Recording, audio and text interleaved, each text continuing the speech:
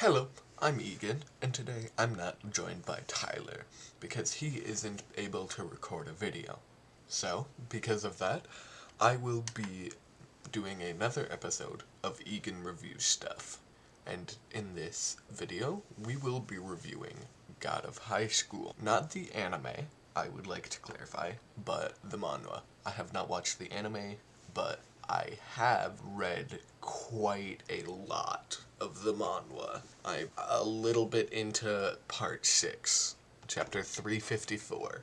So, I'm still 200 or so chapters behind, but I think I've read quite a bit to know how I feel about this. So, I'm going to explain the story a little bit, or the main plot, I guess, very simply. As the title says, it is about finding the God of high school, or finding the strongest high schoolers through a world tournament. I mean, sounds pretty simple. Sounds decently good if done right. I mean, it's just a big tournament arc. It's been done by a bunch of other series like Dragon Ball, Yu Yu Hakusho, Naruto, My Hero Academia, Hunter x Hunter, Fairy Tail, Black Clover, One Piece, Yu-Gi-Oh! And then there are just series that are in their entirety tournament arcs, like Record of Ragnarok. So basically what I'm getting at here is it shouldn't be that hard to create a good, compelling story based off of a tournament arc, because of the amount of resources you can look at and design yours off of. And, I mean, yeah, it was, the tournament arc was pretty cool, I'd say. I mean, we learn about borrowed powers, which is a pretty cool power system, although its, like, limits is never fully explained, or, yeah, some things aren't really explained. It's still pretty cool. We learn a lot about martial arts, and how different they are in this world, how powerful they can be. I mean, all in all, pretty cool stuff. And if the series had just ended there after that one tournament arc, maybe, like, do another tournament arc after with some different kids or something, that'd be cool. I'd give it an 8 out of 10. But it doesn't. And at the end of the tournament arc, something really big happens, and a lot of really big things happen continually after each other with no break in between. And that's what I have a problem with this manhwa. Is the pacing is really quick. It was definitely not meant to be read how I am currently reading it, where I will read 6, 7, 8 chapters a day. It was meant to be read on a weekly basis. And it's just way too fast. Like, here, alright, I'm gonna briefly explain maybe 3/4 of the things that happen in the first 150 chapters of the 500 plus. Alright, here we go. We are introduced to the main characters. We get most of their backstories. We have main characters compete in the GOH competition, get introduced to a new organization called the Six, and how the main character's grandpa can beat all of them in a 1v6 without borrowed power.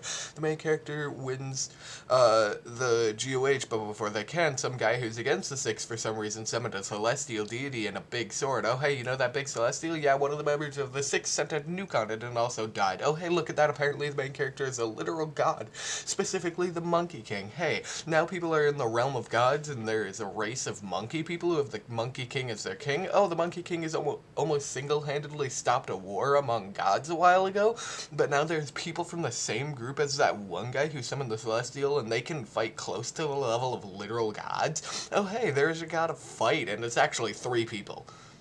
Yeah, that was kind of a lot. For 150 chapters, that's kind of a lot.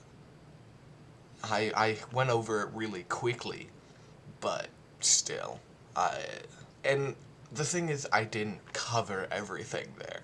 I mean, I didn't talk about Ilpio Park, that's so weird, Ilpio, I don't know, probably not pronouncing that correctly, but I do not care, who is, also another god.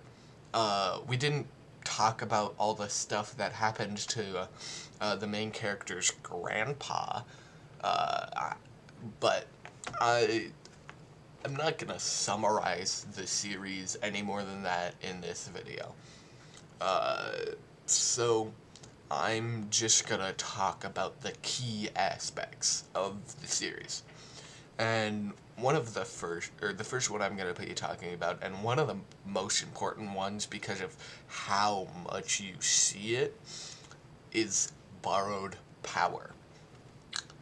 We are introduced to borrowed power during the GOH tournament, and we see a lot of people use it in the later, second half of the tournament, but at its basics, borrowed power is, well, as this name says, borrowing power from you, or from something greater than you, usually being gods, demons, and very strong humans, ghosts, through a direct contract.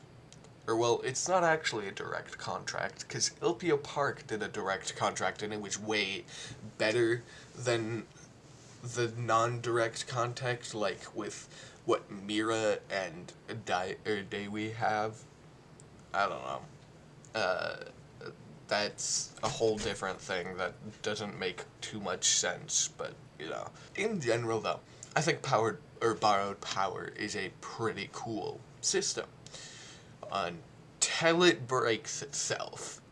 I mean, just from the first 2 parts, we can see basic and unnamed borrowed powers that don't fit under any categories of, they're not gods, they're not demons, they're not powerful humans. Like, Executive O has Red Dragon. That's what it's called. Or Executive Q has Joker. That's all. These aren't, named humans, or named gods, or named demons. I mean, red dragons are literally just a race in one of the divine realms that almost went extinct. So I think it's more proper to define borrowed power as borrowing power or forms of / from a being in a divine realm. Such ability can be physical manifestation of the power or a unique property of the power being given to the borrower. That is how I would personally define borrowed power. But still, even though the series kinda does break its own power system multiple times, I think borrowed power is pretty neat. I'd give this element of the series a 7 out of 10. Also, just to end it off, Popeye the Sailor Man would be my borrowed power. 100%. Next, we have the fights. And, oh boy, there are a lot of them in this series. Almost every chapter includes a bit of fighting. But under fighting, we are counting martial arts, borrowed power, choreography, and the art in the fights across the series. So, let's start with martial arts we see across the series, which are quite a bit. Some of the smaller ones that we don't see that much are karate, jujitsu, kung fu, tai chi. We see them used a couple times, but not by that important characters, you know. But the martial arts that the main and important characters use are quite a bit more interesting, specifically the Taekwondo aspects being Renewal Taekwondo, Northern Style ITF Taekwondo, and just Taekwondo. But we also see other people using full contact karate, like Daewee, and sword style used by Reveiw. And most of these, granted, aren't real martial arts, but they are based off of, a lot of them are based off of martial arts. Like, obviously, the Taekwondos are based off of Taekwondo. I'm not really gonna talk about other or anything other than the Taekwondos, because the Taekwondos are the most interesting in my opinion. They have the most lore. And I did Taekwondo for 2 years and got 2 belts away from a black belt, so I'm gonna do it. The first Taekwondo that happened, that was made in this universe, I guess, it's just basic Taekwondo, a normal, everyday Taekwondo. And, weirdly enough, it was, developed by South Korea to be trained into spies, so they didn't have to, spies who would go into North Korea, and didn't have to carry weapons, but still be a good killer. And, well, it worked really well. So North Korea was like, oh hey, this is kinda messing us up. Let's create a counter to this Taekwondo, and we'll call it ITF Taekwondo. And so they did. And as they wanted it to, it countered Taekwondo. You know, it was it was great. It worked well. But South Korea then saw this and went, you know what? We're just gonna create the best martial arts we possibly can that can counter every single other martial arts style. And we're gonna make everyone who learns it fight each other. So that way, the only one left standing will be a superpower, basically. Someone on the level of, oh hey, we have this person, equals, oh hey, we have a nuke. And it definitely works, that's for sure. That superpower, that super weapon, is Taejin, the main character's grandpa. And, yeah, as we saw in the fight of Taejin against the Six, you know, with one kick, it wiped out a mountain. So, you know, might be a bit powerful. And now, we're gonna go to fighting that includes borrowed power.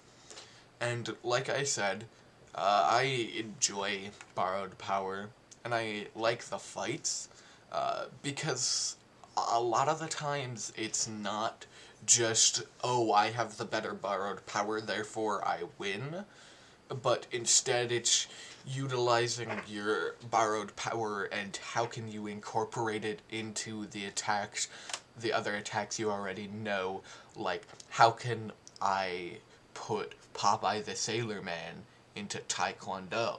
How is he gonna help me with that?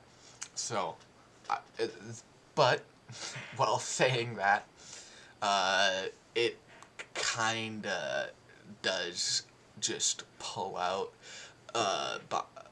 power-ups straight from their ass. So, you know,